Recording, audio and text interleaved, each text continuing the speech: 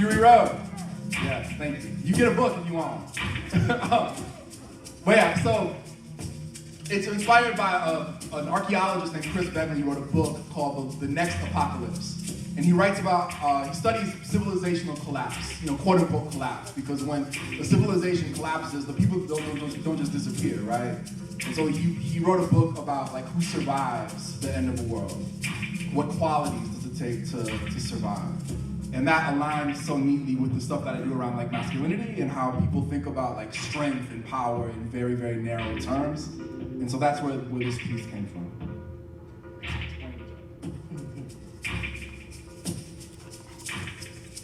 The year I was born, the Soviet Union's early warning radar system malfunctioned, reporting 5 intercontinental ballistic missiles in flight, a preemptive nuclear strike. You may have heard the story, how a single lieutenant colonel dismissed the signal as the false alarm it was, but I mean, whoo. Had he made a different call in that moment, had he seen those 5 ghost fingers as a fist, mushroom cloud, the most dangerous cliche. I hold it in my hands on my 40th birthday and it becomes a bouquet. 1,000 stems, leading to 1,000 worlds in which cooler heads did not prevail, to 1,000 alternate universe versions of me, born in the year of the apocalypse. I see myself dead via radiation poisoning, dead via the shutdown of the supply chain, the failure of the water system, the re-emergence of previously preventable diseases, dead in such like manly ways, right? Like an unlucky fall in a fist fight over nothing, like a scratch that got infected and ignored. I pluck petals, looking for a version of me who survives, trying to find that, leather jacket, black motorcycle, katana strapped to my back version, that warrior poet, lone vessel of vengeance, keeping the wastelands, unending tide of razor-clawed mutants at bay version. All these dead worlds, and he isn't out there. All these visions of who I could have been and not a single hero, folks, super anti or otherwise. In one life, I wore a suit of armor and drowned in the river. In one life, I hoarded food and choked on it. In one life, the basement was so full of boxes of bullets, a tornado came, and I had nowhere to go, no shelter. I emptied clip after clip into the wind.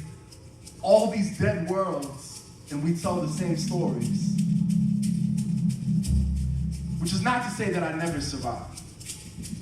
Just that my survival in every reality where it is possible never belongs to me. I see myself 40, not a dual-wielding bandit warlord, just some guy, some neighbor, sitting in an endless community meeting because how many of our ancestors have already taught us, even after the world ends, there is work to do.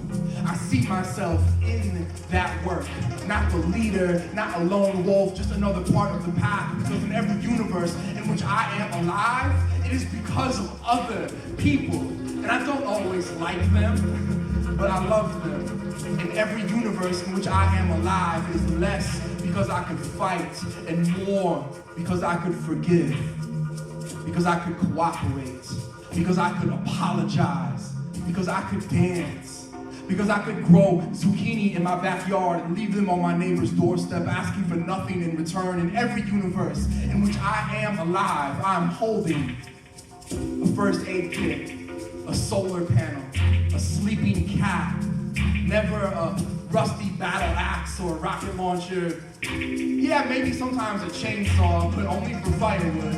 I'm holding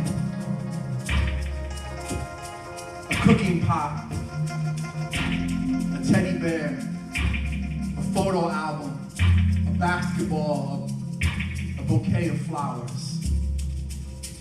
Survival is not a fortress, it is a garden. Survival is not a siren, it is a symphony. And yes, we fight for it sometimes, of course, but survival is not the fight, it is the healing after clean water washing away the blood, the soft hum of someone you trust applying the bandage, the feeling of falling asleep in a safe place.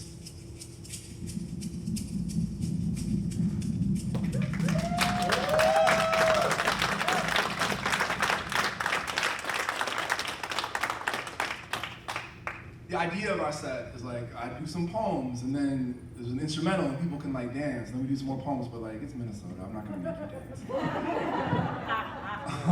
But yeah, thank you for bearing with me on that brand new piece. I'm excited to keep sharing it. I'm going to do another song where, we have a few more with. Yeah. Oh, this is kind of, if the last piece was about the I won't just explain it, we'll just do the song. It's called You Say Millionaire Like That's a Good Thing.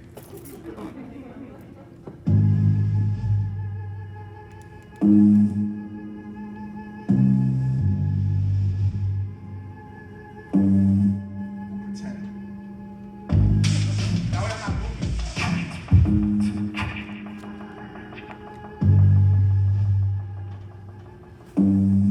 Yeah. This place is a prison and these people aren't your friends. Ain't no postal service when it's always Sunday in your head. Letters unsent, burning that candle at both ends. In the break room ready to break. Halfway to broke, halfway to broken down. This job makes you nauseous, you try to hold it down. And they will take every opportunity to comment on your luck. Because in this economy, you gotta be like bottoms up, even when you know it's poison. You feeling well? Like a body that's so hungry it begins to eat itself. Bootstrapped so tight you can't admit to needing the help. On the real, feel like hell and you want it to all stop. Janitor making small talk, try to stay focused. You casually glance at your watch and see that you are halfway to being halfway done with half of your day. Punch that clock till it bleeds. It feels like they're trying to break us. They tell you to follow your dreams as your alarm is going off like wake up. Punch that clock till it bleeds. It feels like they're trying to break us.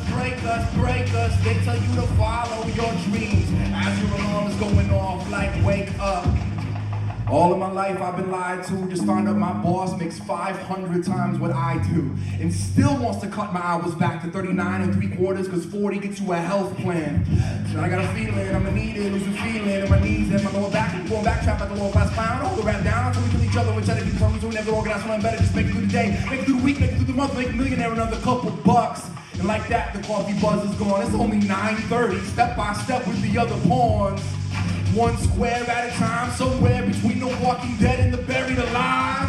You can't steal what's already been stolen. You cannot kill what is already dead. So if we gotta be zombies, let's snatch the CEO and see if there is a brain in his head. Until then, punch that clock till it bleeds. It feels like they're trying to break us.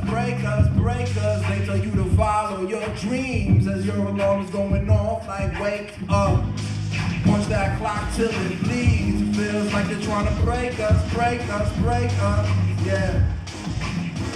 And what they say is, if you got $1 in your pocket, put your hands in the air. $10 in your pocket, put your hands in the air. If it's 100 or 1,000, that's fair. But there's no such thing as an innocent millionaire. If you got $1 in your pocket, drink some water. $10, you can have a beer with your lunch. If you got 100 or 1,000, you can dig your own well. And for $1 billion, you can drink all the blood you can suck. That dollar in your pocket is an insult. $10 in your pocket ain't enough. The reason that so many of us are have-nots is that the haves have way too much.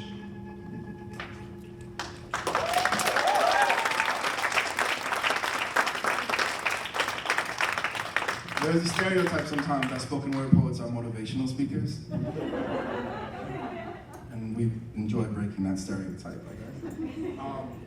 I don't know if we do. I don't know if I enjoy anything. Well, maybe we don't enjoy it, but we do it. This took a turn. We love you and we appreciate you all coming to watch us.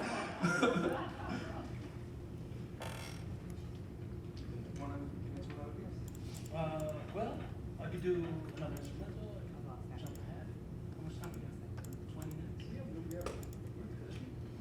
minutes? Let's go into the next one, and then if I can find another place for it. That is I got it. BTS one. All right, so this one, we've been joking for this whole set about like explaining the joke. This one really does need explanation. Maybe that's because I'm not a very good poet, but I think it'll help.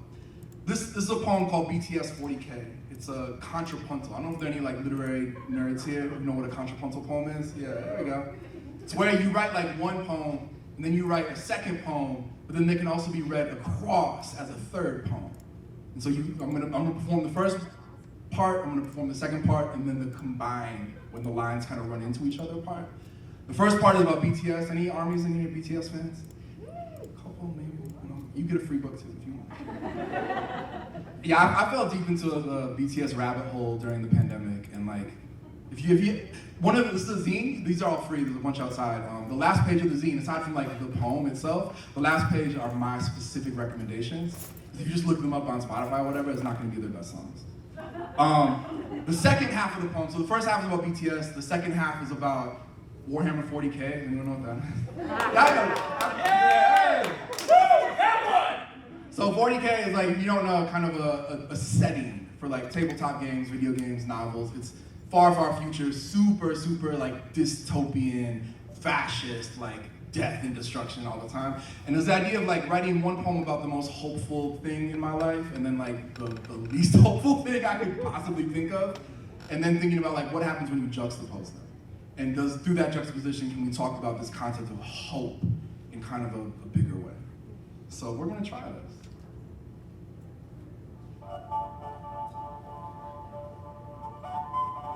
Starts with a quote from Marge Piercy's poem, The Low Road. That quote is, "An army can meet an army."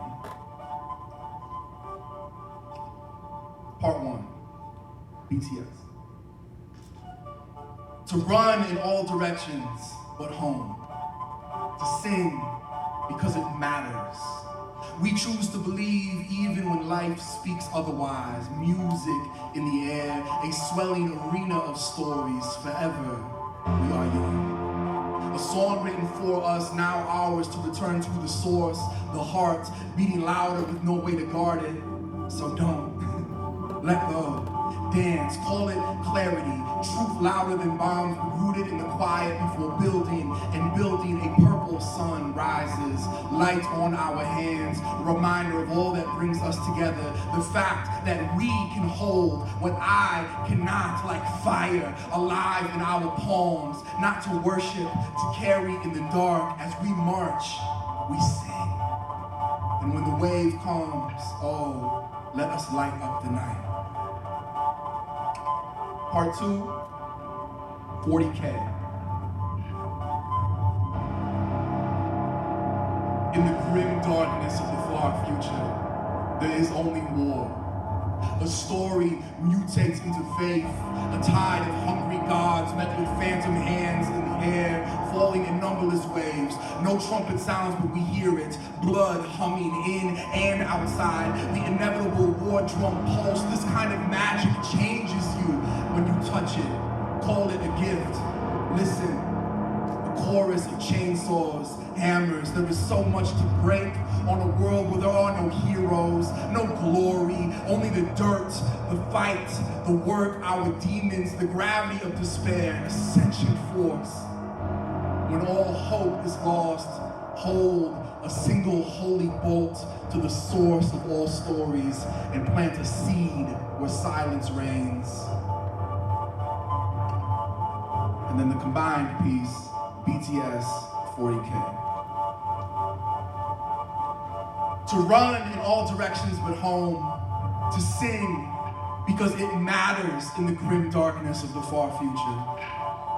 There is only war, a story we choose to believe even when life speaks otherwise. Music mutates into faith.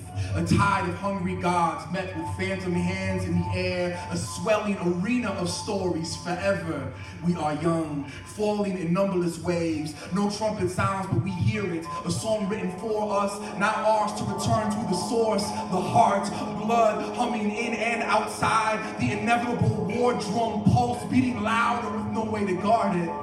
So don't let go. Dance.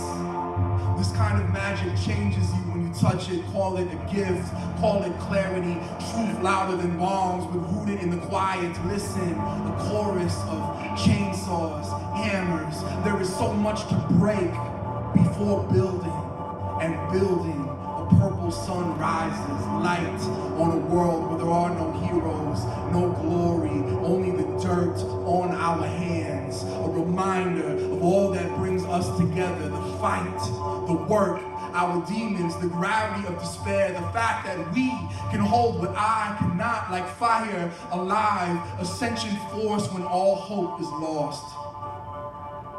Hold a single holy bolt in our palms, not to worship, to carry in the dark as we march to the source of all stories and plant a seed. Where silence reigns, we sing. And when the wave comes, oh, let us light up the night.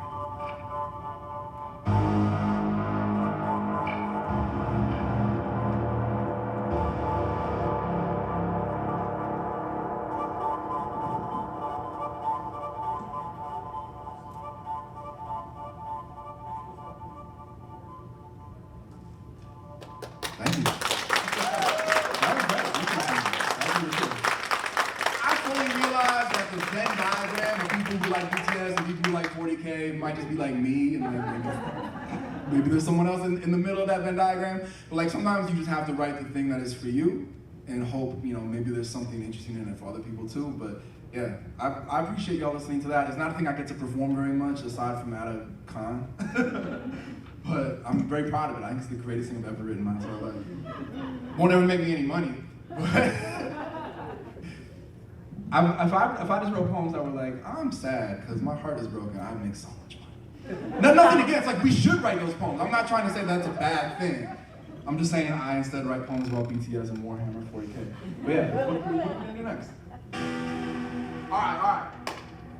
I mentioned that we both come from activist backgrounds. This is a poem about how valid it is, and I don't know if this relates to anyone in the room right now, how valid it is to feel cynical, how valid it is to feel pessimistic, sometimes even hopeless, that cynicism is not a thing to be suppressed, but it is potentially a thing to be understood.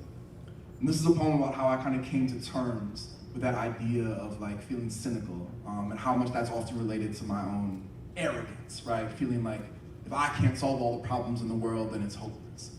When clearly that is not the case. And so I wrote this as a reminder to myself. Just explaining the poem. But that's great. All right, so. I'm sure it's very helpful. If any of you remember being kids and trying to move stuff with your mind because you don't know if maybe you can, right? So we're gonna start in that space. The pen on the other side of the kitchen table will not move. No matter how hard I concentrate, how laser precise my focus, how dramatically I arch my fingers, it just sits there. And it should be such a simple thing, right? To move that tiny object with the vastness of my spirit. To simply lift it up a half inch or engulf it in flames, but nothing. This is long before I learned about like physics and stuff, right? That whole an object at rest stays at rest, because what is inertia to magic? I am 10 years old, and the mythology that I've been fed since birth, folk tales and fairy tales, movies and TV shows, comic books and video games, so much of it, if you pay attention, is built around this idea of a reveal. Guess what? The spirits say, you're a wizard, or guess what? You're a Jedi, or a mutant, or the chosen one, or the half-blood child of a god, which is a good thing because we are a war and we need you. So focus, the spirits say. That pen on the other side of the kitchen table will move if you are pure of heart, if you have a righteous cause, if you just, try hard enough. That bully or that abuser or that authoritarian tyrant will lose because the bad guys always lose, right? As if the struggle were so simple. As if force were not stronger than the force. As if special powers have ever defeated power. Because that pen is still sitting on the other side of the kitchen table. It won't move. It never will. And I wish I could tell you that this is the moment when 10-year-old me figured out that magic isn't real. It would make for a better story, but honestly, it took longer. It took study, not just science, but history. It took showing up to so many marches and rallies and vigils and meetings, developing power that was not super, but was still power. It took the largest mass movement in the history of the world and the failure of that movement. It took so many late nights just comforting friends and doing the work that no one will remember. It took mistakes. It took more mistakes. It took lives. It took and took and took. And this was my disillusionment, not a lightning strike, a slow flood, just figuring out on some level that things were not getting better, and that they weren't going to. Not on their own, not easily, not like magic. This is my disillusionment, not the absence of hope, the absence of illusion, the unsubtle art of just getting your hands dirty, because we do not have the luxury of waiting to be saved. We recognize no superpower stronger than solidarity, community, courage. We don't have spells, but we do have songs.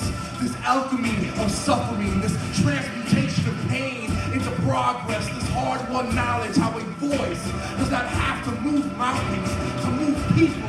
How it's not about the source of the fire, it's about how brightly it burns, how the magic is not whether I pick up that pen with my mind or with my hand. The magic is what I write with it. It is not destiny that we are all here right now, but we are all here right now. And there may not be any demons or monsters outside these doors. That doesn't mean that we aren't at war. That there are not forces in this world that would make dragons cower in their caves. And how it is up to us, who are not special, who are not chosen, but choose ourselves and choose each other, who have nothing to offer but the thread binding our storybook bodies together to keep fighting. So no, the spirits don't talk to me. I talk to them though. I tell them, thank you for your silence, for forcing me to just pick up that pen myself. Thank you for never appearing in the mirror so that I might see myself, the buried treasure in all this rubble, the magic still burning when all faith has fled.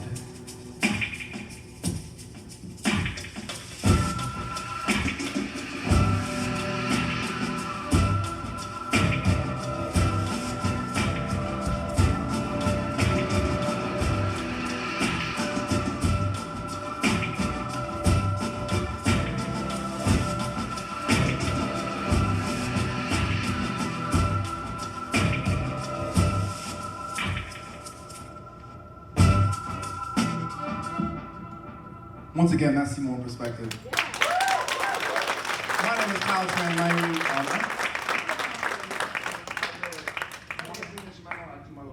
No, let's do one from Riverbed. This is our last one, and then we're going to transition out of here. There's all kinds of good stuff still happening tonight. Thank you so much to the sound person and to the volunteers and everyone who makes harmonic convergence happen. But yeah, this will be our last piece. I gave away 2 books. A real quick trivia question.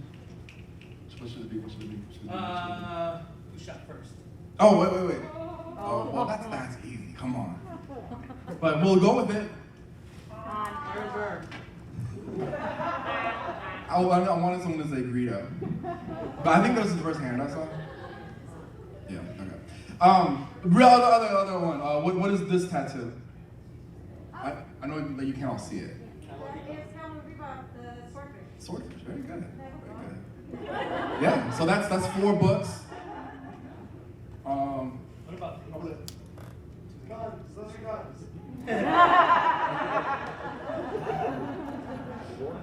I should probably save one for the staff if any of you want one.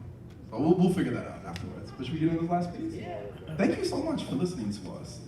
It's honestly tough to do poetry stuff in a music context because like no one expects it and most people don't like it. Well, at least they think they don't like it, and then hopefully we change their minds. Yeah. I don't listen to country or spoken word. That's what it is. People of a That's my first thing I think.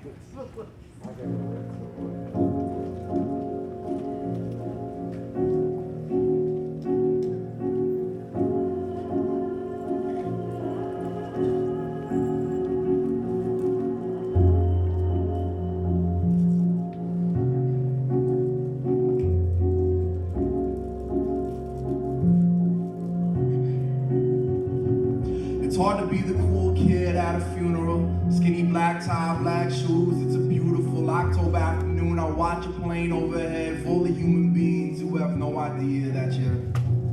I guess life goes on, right? No offense. And now I'm trying not to laugh, which makes me want to laugh. And I don't mean no disrespect as I step into that funeral home like light through stained glass, like light through black holes, like light that faded ages ago, like my phone on airplane mode. Like I don't believe in ghosts, but I swear I feel a buzz, a voicemail from the nothing where something was. I'm still laughing.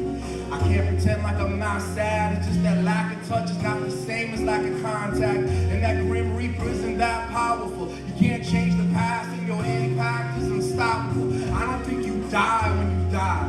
I don't think we really understand what it means to be alive, much less existence and much less time. We think that there's no time, but maybe there's no time, and maybe memory and prophecy are intertwined. Maybe the present is a pixel in a much larger design. Like if the system's resolution is 1 trillion by 1 trillion, but the CPU display is just 1 by 1, well then it's easy to assume that there's nothing but this room in which we hide and not a whole universe outside. I don't know if any of this makes sense. I don't know if I should end it with an amen. I just know there's a river in every raindrop and a lot of raindrops in that riverbed. I said, I just know there's a river in every raindrop and a lot of raindrops in that riverbed. Yeah.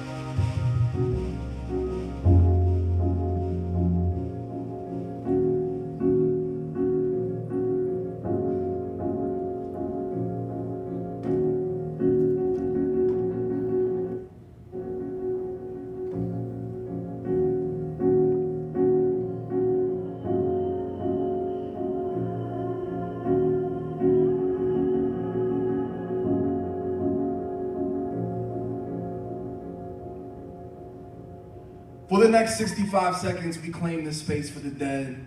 With a circle always breaking, never broken, let the doors open if only for a breath. With this memory of sweat, let the flesh in this room be reminded of just how thin the line is between music and silence, refusal and compliance, between our skin and the lightning behind it. We claim this space for the dead, for every ancestor and those who just left, saying tend to your grief like a garden, tend to your grief like a fire. Either way, it's a harvest, a reminder of everything that still grows in the darkness. Let it rise higher. This love is not immortal, it's fleeting, so we are not going back to normal. Tell that to the rich man, powerless to buy an antidote to his cowardice. The status quo is already monstrous, so when these fascists call you a monster, show them what a monster is. My poisoned hope, my battered heart, when the night has come and the land is dark and the moon's the only light you see, it isn't much, but the spirits whisper, it's enough. One more time, this is Seymour Perspective.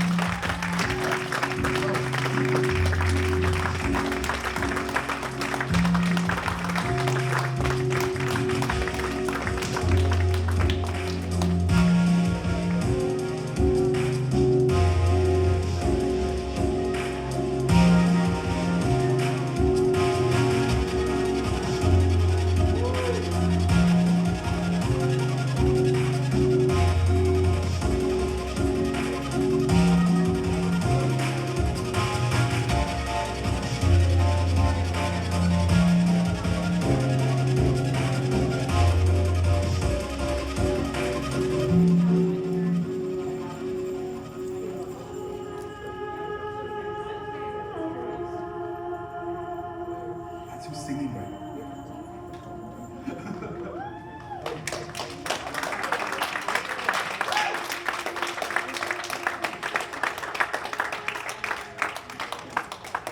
Yeah, thanks so much. We really appreciate it. Seymour Perspective, Kyle Tranmary, aka Guante. We are Secret Rivers together. If you got a book, if you answered a trivia question, come get one. If you didn't get one, it's in like every store in Minneapolis and it's online and all that kind of stuff. You can grab my card on the table outside. Also a bunch of free stuff, stickers, zines, all on the table outside. So thanks again.